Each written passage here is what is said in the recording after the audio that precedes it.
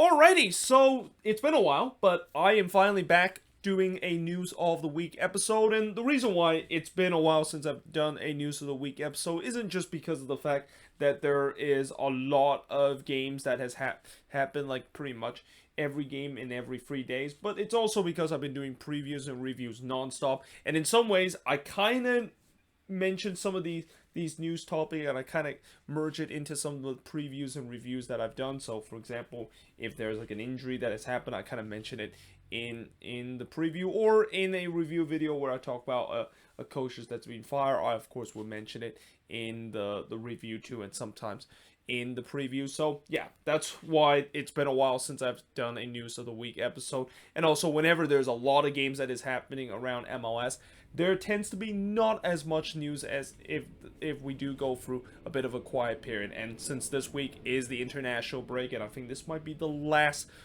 week where there is actually going to be no midweek games around MLS, because I think from now to the end of the season, well, actually maybe besides heading into decision day, there's going to be midweek games pretty much every single week. So yeah, this might be kind of the last time I might do a news of the week episode until we start doing news of the week episode again in the off season. And not to mention the fact that when I do go on that trip where I'm going to be going to New York in the middle of October and also going down to Miami, it's going to be very tough for me to, of course, do videos, and I'll try to do kind of the bare minimum in terms of just doing previews and reviews once I am on that trip.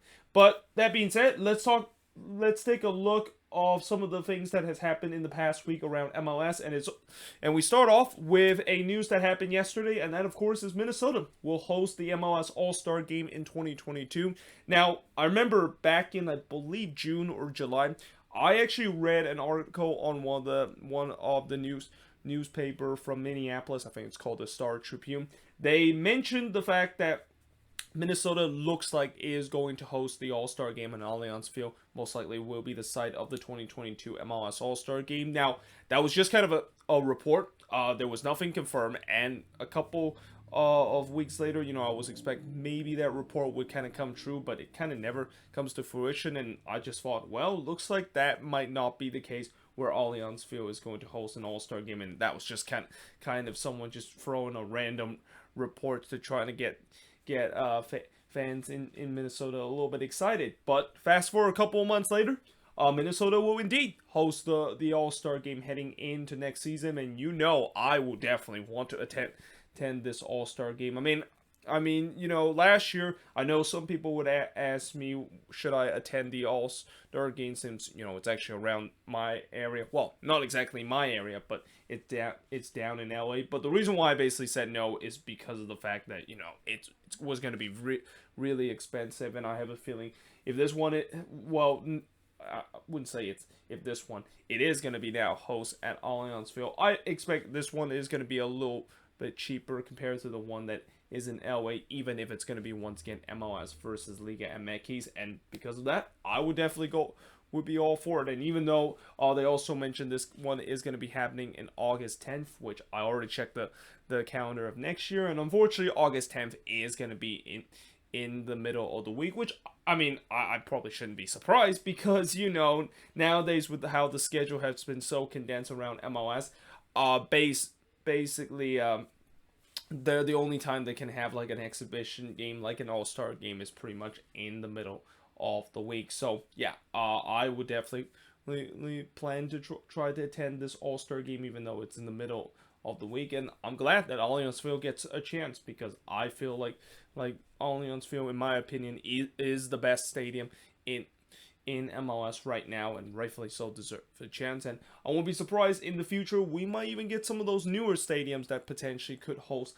an all-star game. I mean, you look at some of those new stadiums like TKL Stadium and Lower.com Field that is in Cincinnati and Columbus. They could have a chance of potentially hosting a game. And also, depending on once Miami gets their new stadium done, and also once Nashville gets their new stadium done, which I know the Nashville one is going to be open opening, I believe, next year or maybe from 2 years now. But they're going to also get a chance for the All-Star game. So, for those cities that, are hoping to maybe repeat to host the All-Star game again, yeah, that might not be the case because, again, I feel like going forward, as you look at these last couple of All-Star games, they've kind of been all hosts in cities that have an expansion team and have just built a brand new stadium. And it makes sense because you want to host an All-Star game at the best stadium in the league, and these brand new stadium is probably the best one, of course, to be host these all-star game.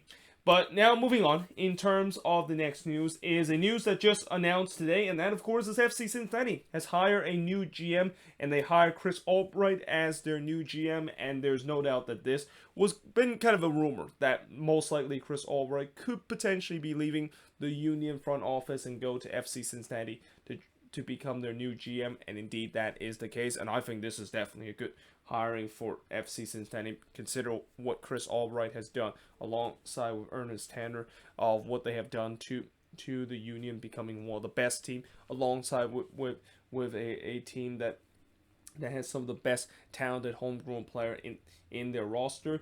And it's also going to be interesting to see whether or not if Chris Albright's going to follow the same format that he did with the Union and transit into the Cincinnati side. I mean, I guess in some way he could, but in some way he might first think about kind of creating a structure first to this team and kind of maybe start thinking about first get rid of some of the dead weight that is in its team, because when you look at the Cincinnati team, yes, they do have some pillar to build in terms of their rebuild, but they still have a lot of dead weight that is in this team, and I think that's probably his first priority before maybe start to create the structure that he wants this FC Cincinnati team going forward. But yeah, this is definitely a great day for Cincinnati fans in a season where there hasn't really been a lot to cheer for. I mean, when you look at this team, if they can get the head coaching hiring right, which by the way, that's another thing I think Chris Albright might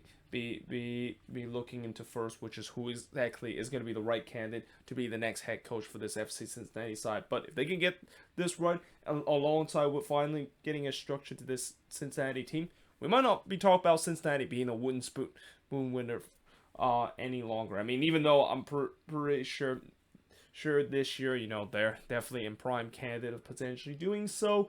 They're definitely looking into the future and hoping that things is going to be better, and this is definitely a good first sign of it, with them hiring an experienced GM coming from a team that has already have a lot of success in these past couple of years. Speaking of a team that has been having a lot of success in recent year is Sporting KC, as they have announced that they have signed Johnny Russell to a multi-year contract, which shouldn't be a big surprise because Johnny Russell is no doubt one of the most important player on this team, and you could even argue is the most important player because he is the captain of this SKC team, and it was just kind of a no-brainer for them to lock him to a multi-year contract.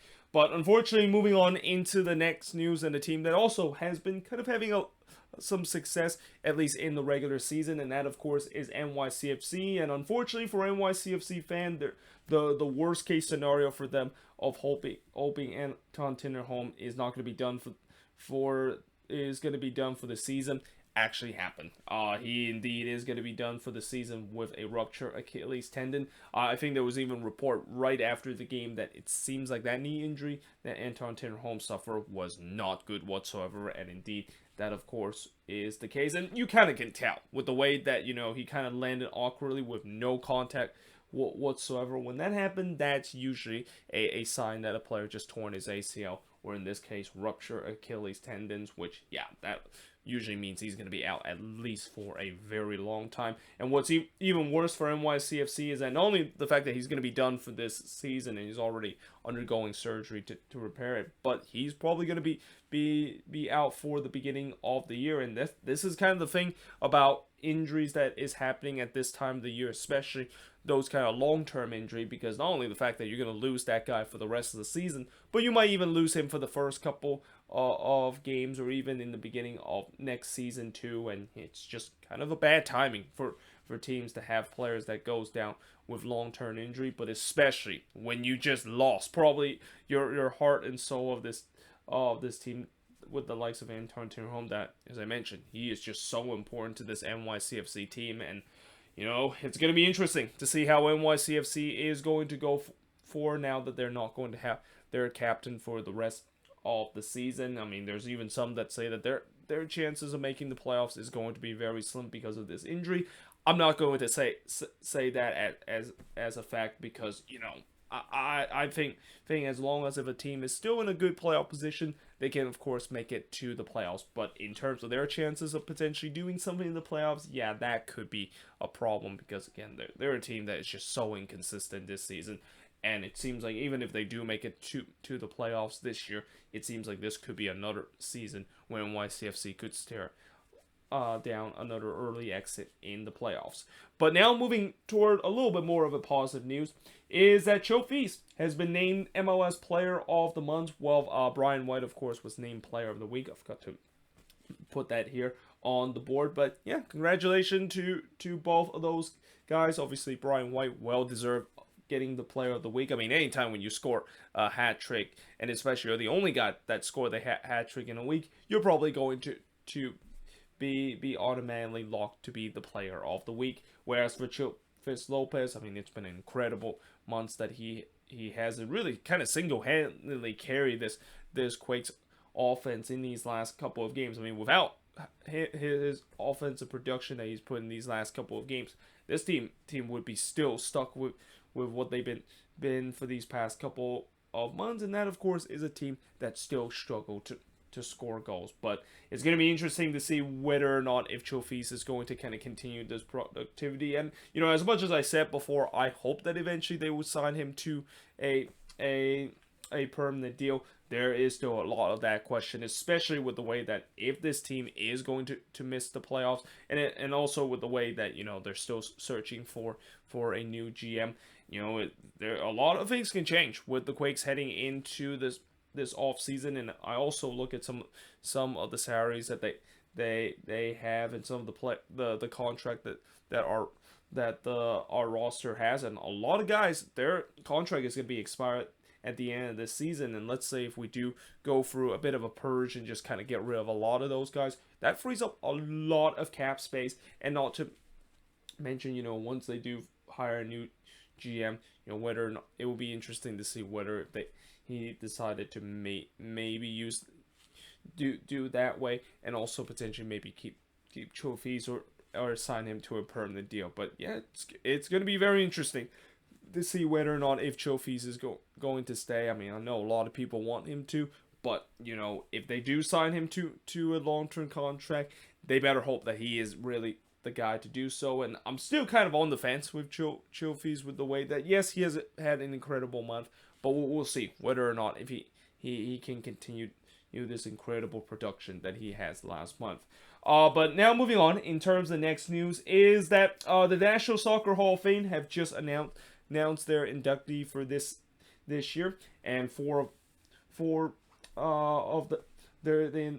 there is four members that is going to be inducted in the National Soccer Hall of Fame, and that of course is Carlos Bocanegra, Jaime Moreno, Kevin Paines, and Steve Cherundolo as the four members that is inducted in the National Soccer Hall of Fame. And there's no doubt that all four of these members deserve to be inducted in the Hall of Fame. I mean, Carlos Bocanegra, a lot of people know of him being in the front office with Atlanta United, but before that, he was certainly a name that a lot of U.S. men's national team fans remember back in the early 2000s. Jaime Moreno, no doubt, was one of the best players in the early days of MLS, and in my opinion, kind of the more underrated player in the early days of MLS. I mean, he with him and his days with DC United and forming that great partnership with Marco Echeverri, it was just such a joy to watch. And again, it not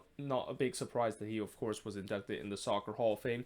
Kevin Payne, speaking of pioneer, he was one of the pioneer of the league in the early years, being the vice president of the G group, which that was the group that had a really big monopoly tour MLS team at one point. They kind of owned like 6 MLS team and could pretty much own every single team in the early years. And then Steve Cherundolo, a guy that I think a lot of people probably might not heard of him, but he spent majority of his time in Germany playing with Hanover, and he's also a guy that is kind of not really known to U.S. men's national team fan, but he actually is a very, very senior U.S. men's national team player. With him appeared for the national team 87 times, and even though he wasn't really like one of those star players, when you appear that many times with the national team, that you deserve to be recognized, and of course entering into the National Soccer Hall of Fame. But as I said, congratulations to these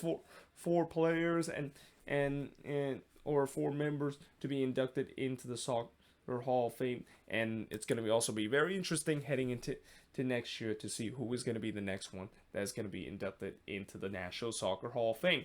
And then finally, the last news in terms of news of the week is that the Chicago Fire has officially launched their new crest. And by the way, I'll show you exactly how the new crest is. I mean, I'm pretty sure everybody have already saw how the Chicago Fire new crest is gonna look like, but in case if you have not seen the new crest that the Fire, of course, have just released, this basically is the new logo that they're going to be used for the rest of the season. And of course, this is part of the long season where they've been asking their fans and kind of voting to see how the new crest is going to look like, and this of course is exactly how it look at the end of the day. And there's no doubt that this is at least 100 times better than the one that they drawn out back in 2020. I mean, I will also say that in terms of me comparing this logo to the original one that they had before they changed it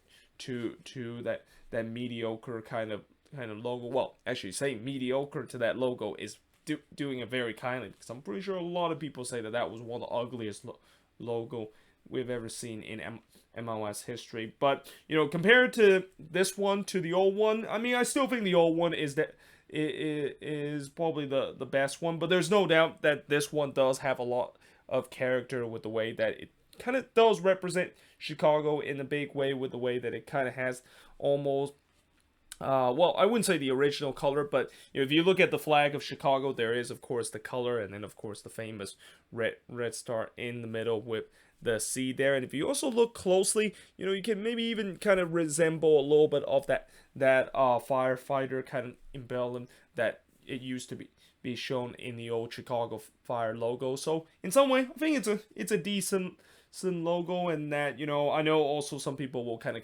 complain the fact that it's another circle logo, and some might also say it kind of looks a little bit too simple.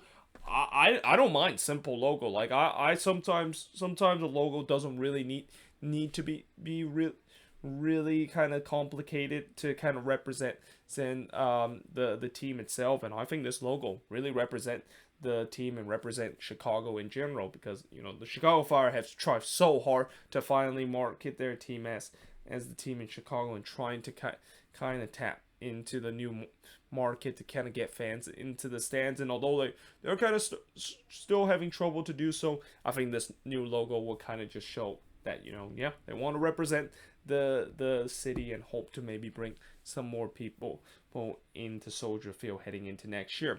But now finally moving on into the last thing I'm going to talk about, that is actually, well, I would say it's still part of news of the week, but it's something that I've been kind of wanted to do for a long time, but I never got a chance to do so. And that, of course, is talk about the U.S. men's national team October World Cup qualifier roster. This was actually announced a couple of weeks ago, and it's kind of my fault, the fact that I waited until literally one day before their fourth game in the Octagon, aka the CONCACAF World Cup qualifying game that they're going to be playing against Jamaica, to talk about the World Cup qualifying roster. But there was definitely some new faces in terms of the World Cup qualifier roster. Well, at least in the goalkeeper position, it's pretty much the same. You got Sean Johnson, Zach Steffen, and Matt Turner being the goalkeeper. It's going to be also interesting to see that heading into these next couple of games, who exactly is going to be the goalkeeper that Greg Berhalter is going to do. I mean, last time it was kind of easy because, Zach Steffen, I think, if I remember, he unfortunately, I think he had COVID, and therefore that's why he couldn't play, and Matt Turner basically stepped into that role. But now with Zach Steffen kind of being back healthy, it's going to be a big decision that Greg Berhalter is going to have to choose.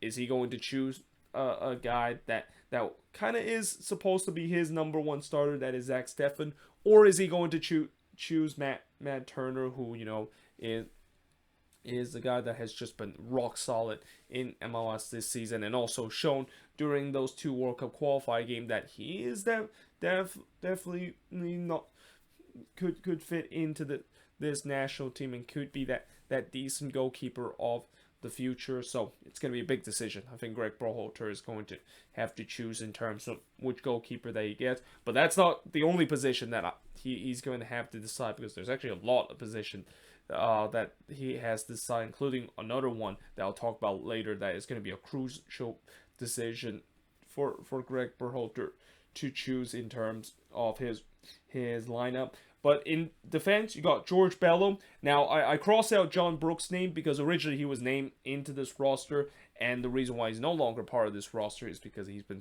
having some back problem, so that's why he's not going to be part of this World Cup qualifier. But then you got Serginho Dest, Mark McKenzie, Shaq Moore, one of the new names from this World Cup qualifier roster, Tim Ream, Chris Richard, one of the new names for this World Cup qualifier roster, and probably a guy that I've been waiting for him to finally get his chances, because he is definitely a guy that I rate him a lot, even during his early days with FC Dallas, and I'm glad that he's gonna hopefully maybe get a chance with the national team. Then you got Anthony Robinson and Miles Robinson, followed by DeAndre Yedlin to round up your defense for the October World Cup qualifier roster for the U.S. men's national team. In the midfield, you got Kellen Acosta, Tyler Adams, Gianluca Busio. Finally gets his chance, and another guy that I've been very excited to finally get a chance with the national team. I mean, I haven't heard exactly how he's been doing with Valencia, but there's no doubt that he is a guy that I mentioned. He could definitely be the future for this U.S. men's national team in the midfield. Maybe even be the next generation of it, because he's still relatively young compared to some of the midfielders that this U.S. men's national team had. But then you also got Luca De La Torres, also brought into this October World Cup qualifying roster and wasn't part of the last roster. One guy that was part of the last roster is Sebastian Lletget. Then you got Weston McKennie, who, it's also going to be interesting to see whether or not if Greg Berhalter is going to put him in, because, he's been having some disciplinary issue that has kind of kept him out of the roster. So we'll see whether or not maybe Greg Berhalter kind of forgive him a little bit and maybe put him back into the lineup and into the starting 11. Then you got Yunus Musa, another guy that wasn't part of the World Cup qualifier roster, but was part of the U.S. national team, at least during those friendlies that they had in Europe. And then you round up with Christian Roldan in terms of the midfield for the U.S. men's national team World Cup qualifier in the midfield.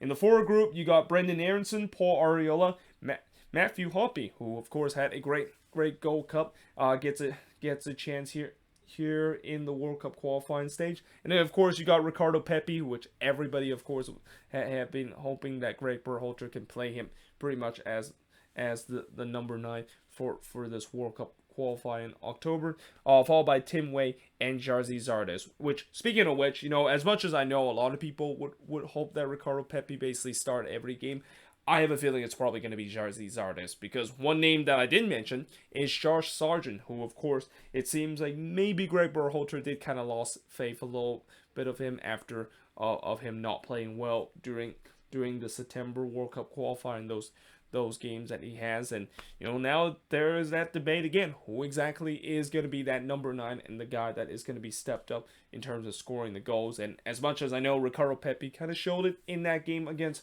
Honduras, coming off the bench and representing the U.S. for the very first time and scoring a goal and getting an assist, I have a feeling maybe Greg Berhalter is going to go with experience. I mean, I'm not saying Greg Berhalter is afraid to use some of his youngster. I mean, there's a lot of youngster in this U.S. team. This is a very young U.S. team, but in terms of veteran presence, I think Jarzi Zardes is still the one that most likely is going to carry the torch in that number 9 position. But don't be surprised if Zardes kind of wouldn't is not if he's isn't performing at the rate that Greg Berhalter want him in that number 9 position. Don't be surprised Pepe could be slot into that slot. But that being said, it's going to be interesting heading into tomorrow when they have the first game against Jamaica. Everybody, of course, will be looking to the lineup, which I have a feeling there's going to be a lot of toxicity.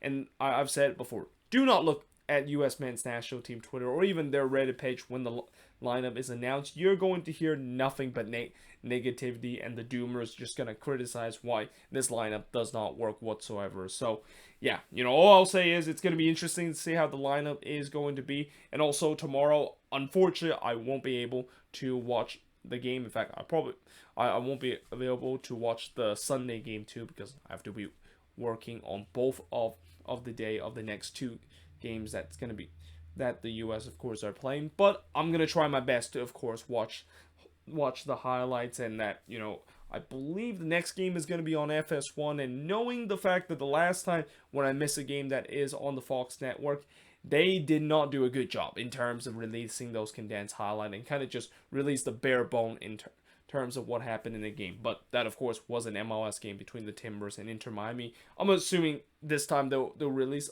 a much longer highlights in terms of what happened in tomorrow's game. But yeah, World Cup qualifying is restarting again, and it's kind of time for a lot of U.S. fans to once again start get nervous again, because these next couple of games is going to be huge with the way that well, pretty much every game now is going to be huge for the U.S. heading into the World Cup qualifying. We're also kind of getting to that stage where it's still early in World Cup qualifying. People got to remember there's 14 games that these national team in the CONCACAF region is going to be playing in the Octagonal. But at the same time, it's also getting to a point where, since we're now into match day 4, 5, and 6, we're getting close to that halfway point. And for the U.S., they would definitely want to come out of this October World Cup qualifier being in the top spot and being in a position where they could be heading into the second half of World Cup qualified in a very comfortable